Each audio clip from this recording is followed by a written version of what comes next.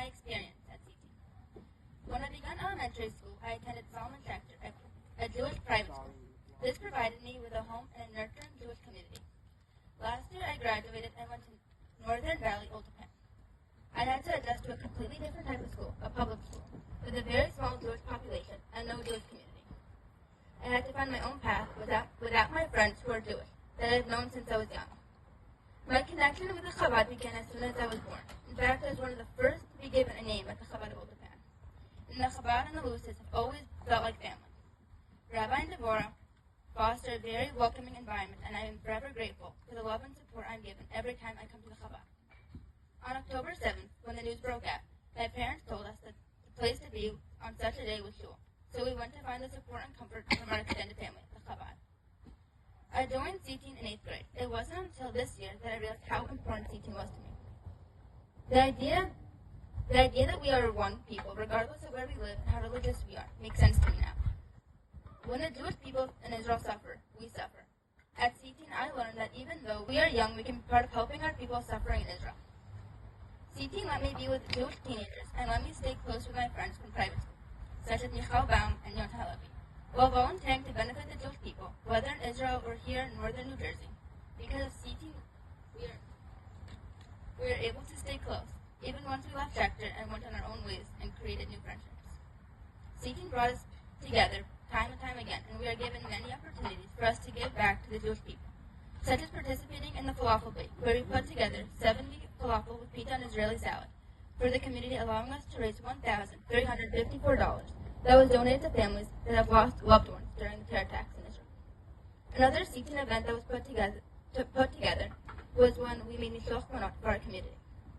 Even though I do not go to private school anymore, Cteen gives me a place to remember the past and remember the stories of the holidays. Last summer, Rabbi Lewis shared his vision of Cteen Lounge with my parents. They decided to support his efforts because they believe the youth is the future of our people, and by giving them a space of their own, we the Jewish teens will not lose sight of who we are. Having the Cteen Lounge has taken our Cteen experience to a whole new level. It has given me and other local teens a place where we can count on for connection, Jewish learning, and a place to relax. But most importantly, it reminds us that we are not alone and allows us to make a difference in our community. The Cteen International Network and the Cteen Lounge was established under the direction of Rabbi Kotlarsky, who sadly passed away just 2 weeks ago. I feel honored to be part of the official opening of our chapter Cteen Lounge in the presence of his son, Rabbi Mendy Kotlarsky, from the Chabad headquarters. I just want to conclude by saying I'm truly grateful for Cteen. I feel I'm able to better connect with my Jewish identity. I'm able to get past anti-Semitism I face within public school and see what is truly important, which is remembering who I am and how lucky I am to be part of the 15.7 million Jewish people in the world. Thank you.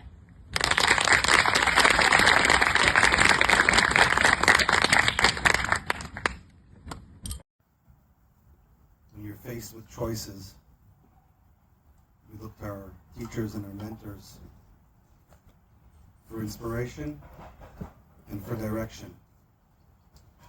And when Rabbi Lewis asked me to come and participate in the 18th gala, the ribbon cutting ceremony, there's almost nothing further from that I was really in the mood of doing tonight. And yet at the same time, like Rabbi Lewis mentioned, there's no question that my dear father would want me to be here tonight. And so he won, once again. He was an incredible man because he was so human, but he pushed himself so hard. He cared so much. And I'm sure that if he was standing over here looking at this beautiful community, he would turn to Rabbi Lewis and say, "Why did you build such a small building? You're already outgrowing it. There's not enough seats. We have to launch the expansion." So the l'chaim that I'll give you as we celebrate the opening, and we already see as a community that it's not big enough, at least there's enough property, and I God willing look forward to the receiving an invitation to the expansion of the synagogue. Amen. You know, I have to say that I was really proud of the Cteen leader that spoke over here today. My father would always say the Cteen leaders are not the leaders of the future, but they're actually the leaders of today.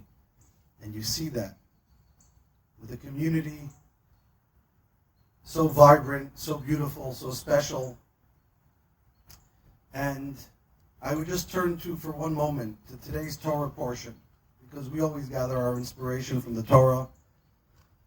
The Torah is split into daily Torah portions, and if anybody has an extra few minutes on Chabad.org, or I'm sure on the local Chabad website, there are classes for you to study every day.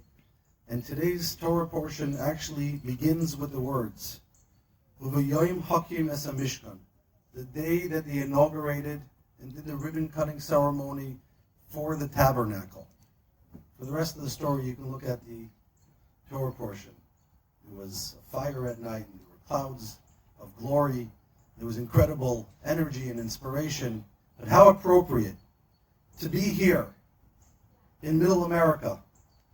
They used to tell us that the reason why New Yorkers look so gloomy is because the light at the end of their tunnel is New Jersey. But it's not that bad. I look at a brick and mortar, I look at cement, and I can get used to some greenery and space in the backyard.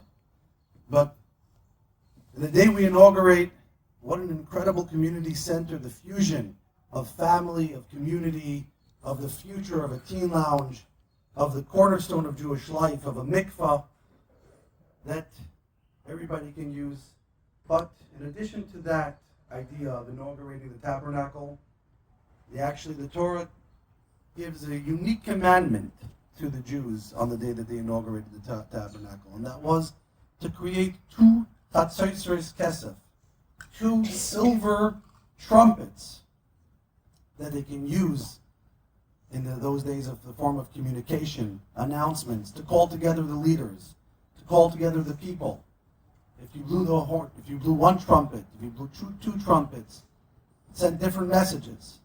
And that really is the message of all of us here today. If you're here today, you're a part of the community. We have a lot to be proud of.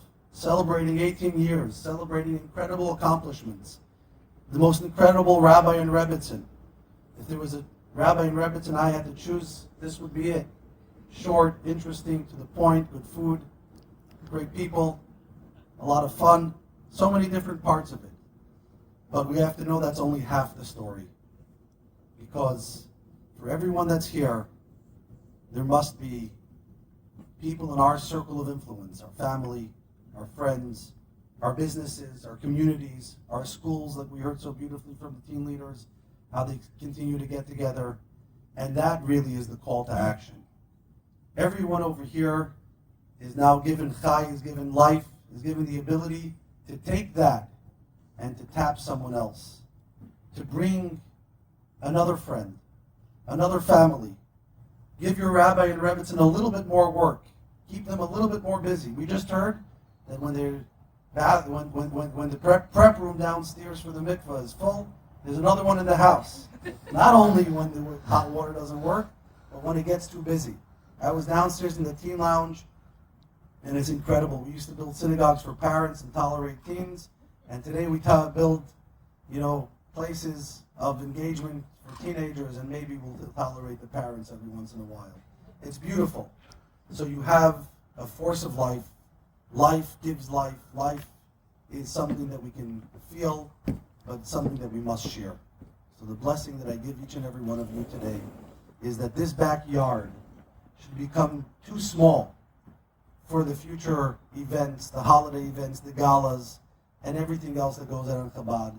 And one thing I see is that there's enough property, so I'm not worried about expansion and growth, which is something we worry about in other places. So l'chaim, congratulations, Rabbi and Rebbitzin.